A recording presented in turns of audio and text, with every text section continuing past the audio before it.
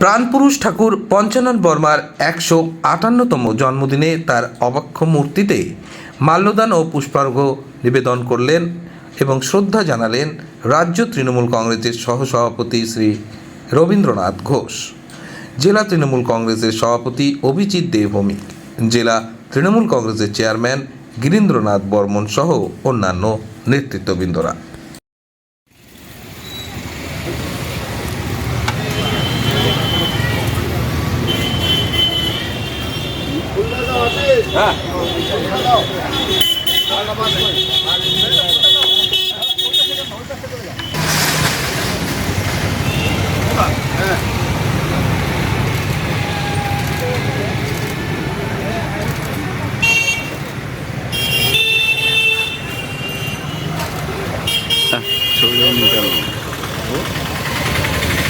কিভাবে পালন করবে? আজকে ঠাকুর পঞ্চানন বর্মার 158তম পবিত্র জন্ম জয়ন্তী।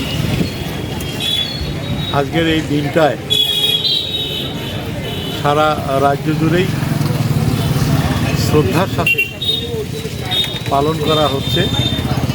কুচবিহার পৌরসভার পক্ষ থেকে আজকে আমরা সবাই মিলে কুচবিহার কদমতলা মোড়ে ঠাকুর পঞ্চানন বর্মার মূর্তিতে মাল্যদান করে আমরা শ্রদ্ধা জানালাম। এরপরে জেলা পার্টি বেশেও আমরা শ্রদ্ধা জানাবো। মাথাভাঙা সিতাই মোড়ে সেখানে আমরা মাল্যদান করে ঠাকুর পঞ্চানন বর্মাকে শ্রদ্ধা জানাবো এবং মূল অনুষ্ঠানটা কলিশামারিতে ঠাকুর পঞ্চানন বর্মার জন্মভিটেতে হচ্ছে।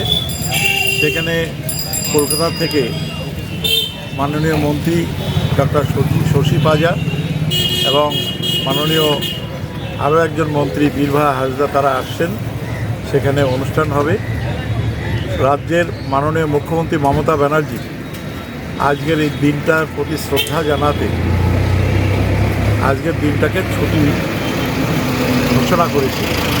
ঘোষণা করে ঠাকুর পঞ্চানন বর্মাকে শ্রদ্ধা জানিয়েছেন, সম্মান জানিয়েছেন। ঠাকুর পঞ্চানন বর্মা সমাজ সংস্কারক।